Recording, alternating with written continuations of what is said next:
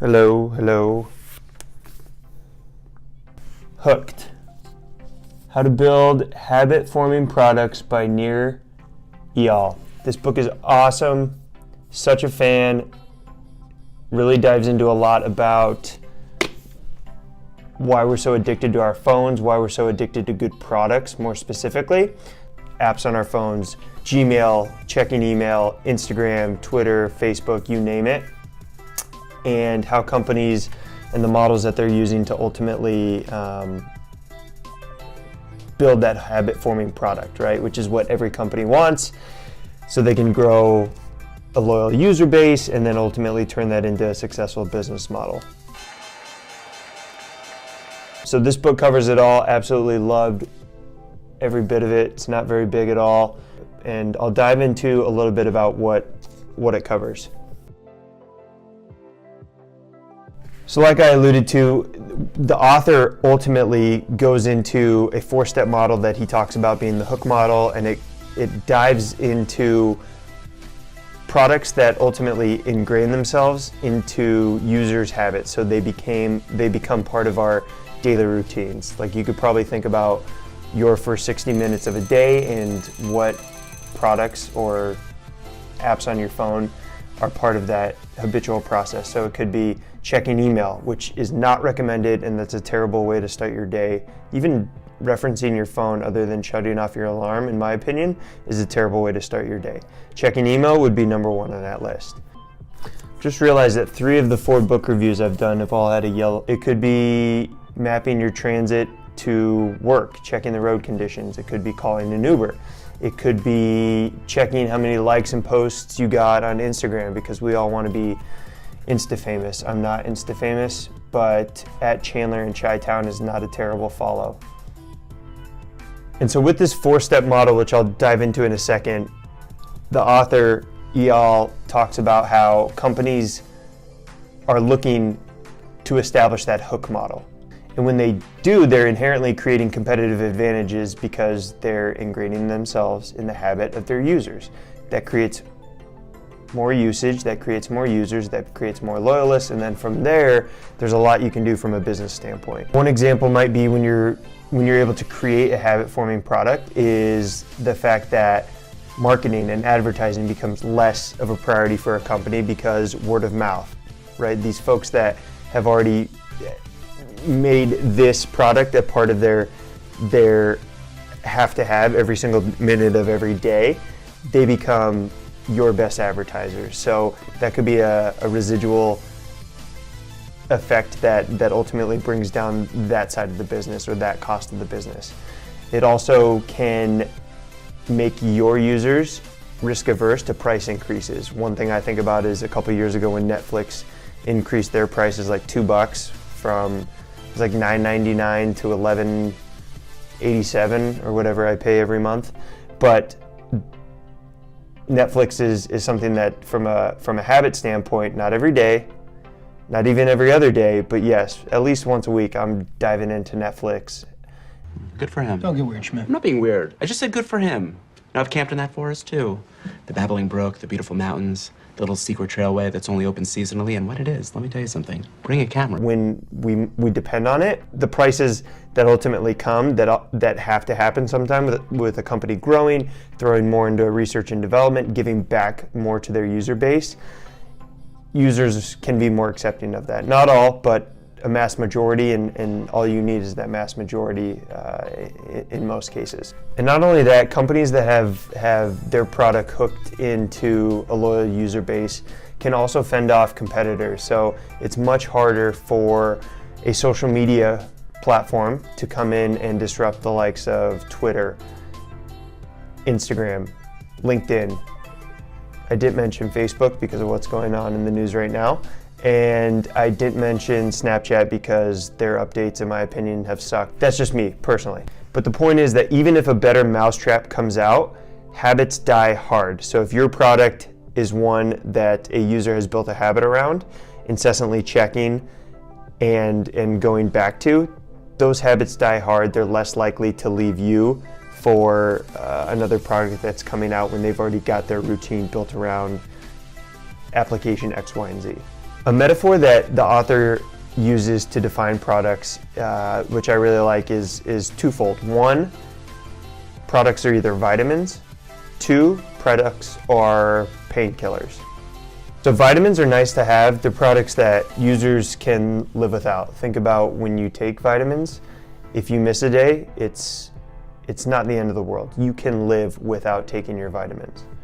Now on the inverse side, painkillers, there's pain associated with not taking your painkillers or engaging with this certain product, X, Y, and Z. When something becomes a habit, going without it hurts. For example, my morning coffee, it's a habit. I love coffee, and going without it hurts. I cannot miss morning coffee. Nor can I imagine a day without LinkedIn. Okay, now for the hook model. So the explanation of the 4 steps that make the hook model. So step 1, the trigger. Triggers are essentially what triggers the behavior. It can be internal or external. External are examples like on a web page where it says, click this, buy now, play here. Those are external triggers. Internal triggers could be boredom while sitting in the doctor's office that ultimately leads to you scrolling through Facebook mindlessly for 15 minutes. If companies are able to acknowledge and realize these triggers and essentially understand that there's tiny stressors that come from, for example, boredom at a doctor's office, if they can tap into that and solve and provide comfort for that user, that's a way that they can start hooking themselves in. Second step, action. And in order for action to be taken, you must be motivated. A few examples of motivators are to seek pleasure and avoid pain, to seek hope and avoid fear, to seek social acceptance and avoid rejection. Hello, checking Instagram every 15 minutes. Who liked, who commented, what's going on? She in my DMs, is he in my DMs? Is that how it works? I don't know, I've been out of the game a long time. I don't slide into people's DMs. Ultimately, actions that form habits are those that require little effort. Think about Google. How easy is it to search the best sushi BYOB in Chicago down the street? How easy is it to swipe up on your iPhone and access the camera to take a picture and save a memory? Because it's so easy to do that, that action is something that I don't affiliate with being painful and actually being something quick. It keeps me coming back.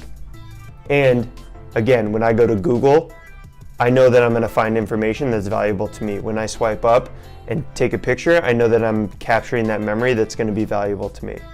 The third step of the hook model is variable reward. When I find out what the best sushi BYOB is down the street from me, that's satisfying. That's giving me a reward that's validating and answering the question that I had. There's neuroscience that he actually goes into specifically in the book that talks about when we as users get that reward, which again can be a myriad of things, acquiring followers, getting likes, seeing that someone commented on your post, having a sale come into your account from your Shopify website online. Those things make your brain neurons fire and only leave you wanting to crave more, creating a habit. And lastly, the fourth part of the hook model is the investment. Companies know, and I'm starting to get a little glare.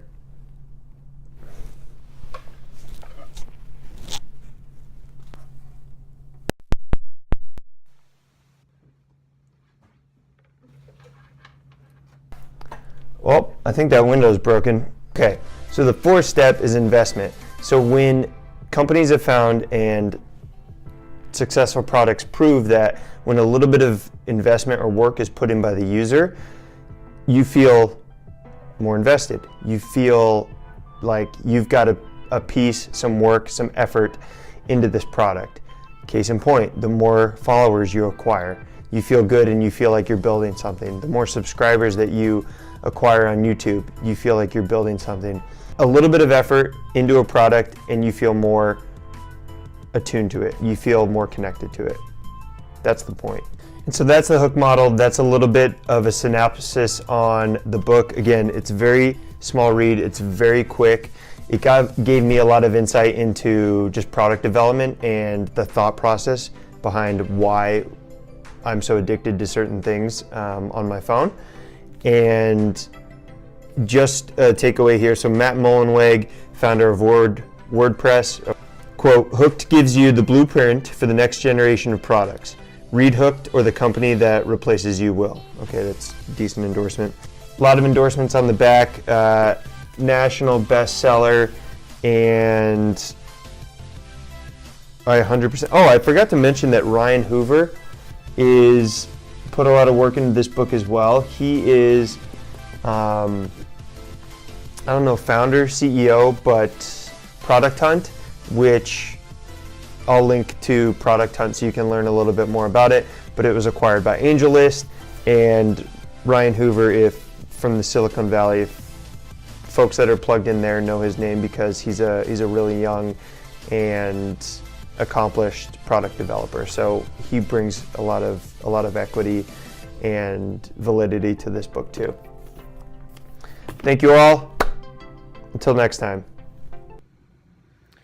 All right, I'm editing this last book review, Hooked, and it took so long. If you've made it this far, comment. If you made it this far and you want a copy of the book, I'll send one to you. First person to comment the capital of Djibouti. Do you know what the capital of Djibouti is? My booty. It's Djibouti. The capital of Djibouti is Djibouti. Don't try to tell me I've never had a cook before. Do so, and I'll get in touch with you, and I'll just send you a book, because I think that's the best gift people can send each other, are books. Peace.